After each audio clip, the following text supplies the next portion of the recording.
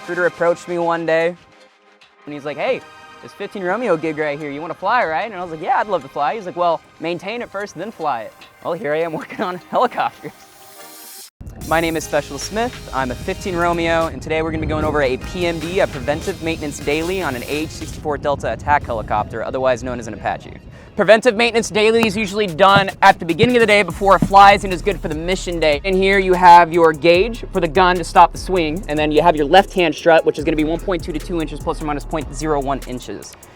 You got your left-hand tire right here. You check for nicks, cuts, scrapes. Anything in the sidewall is usually bad. Climbing up here, your main transmission area with your primary manifold on the inside, you're going to be checking the level. Your nose gearbox here, which takes your power from the engine, translates it to the transmission at about a 1 to approximately 2 ratio. Got your engine right here. You're going to be checking the filter bowls, wires, connections, your PAS, your LDS, anything that could be broken that could cause or hinder from a safe flight. Climb up to the head right here. You're going to be checking for security, obviously wires, cracks, anything that's going to be nondescript. There is approximately $42 million worth of electrical equipment and other gear on the helicopter at once. Checking wires, connections. They train you up themselves how to do all this. And then over time, what you learn is experience.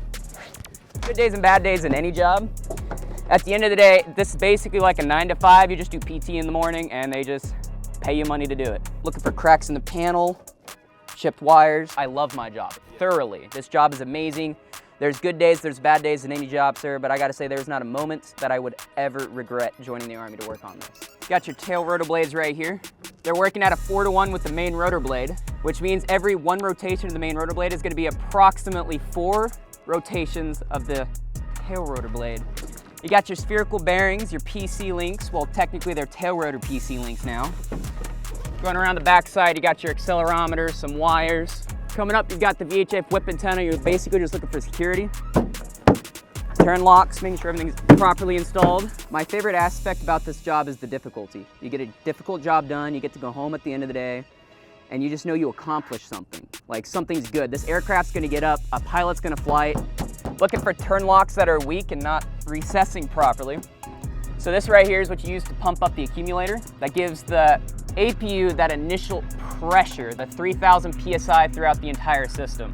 It punches that into the APU and allows it to stay pressurized while it's running. My goal is to fly, end goal. When I was in high school, I got to take the ground school. One of the instructors took me up in, I think it was a Cessna. I don't remember exactly what model, in a Piper Cub. And I gotta say, it was the most beautiful thing ever seen, from everything from up high. I joined the Army to actually fly to begin with because I didn't know how to do it on the civilian side. The Army pays you to learn how to do this MOS, and it'll even pay you to fly too. It's the easiest way for me to fly. And then I fell in love turning wrenches, and here I am still being a mechanic, although my goal is to still fly. So inside here, you got the battery and your battery charger, just like you would in a car. Everything starts somewhere. You got your fire extinguisher in here in case the aircraft goes up. You got your strut right here, main landing gear. Then you're gonna climb up and you're gonna check the exact same thing on the number 2 side that you did on the number 1. We have the interactive electronic technical manual to teach you a lot of terms, at least for the aviation side. And then honestly, for the Army side, you usually learn them through basic, a little bit of AIT, and after that, just experience. Going through, you're gonna be checking the tubings, the wires, the lines, making sure the scupper pad's closed, your NGB, your transmission level. Might need a little bit of oil. I wouldn't want any pilot getting into any aircraft that I personally have not blessed off on. Which also makes me realize that one day when I fly in there, I also want crew chiefs that are able to work just as hard as I can.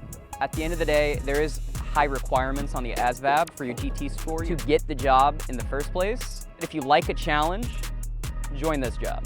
This is Specialist Smith, and I'll see you at GoArmy.com.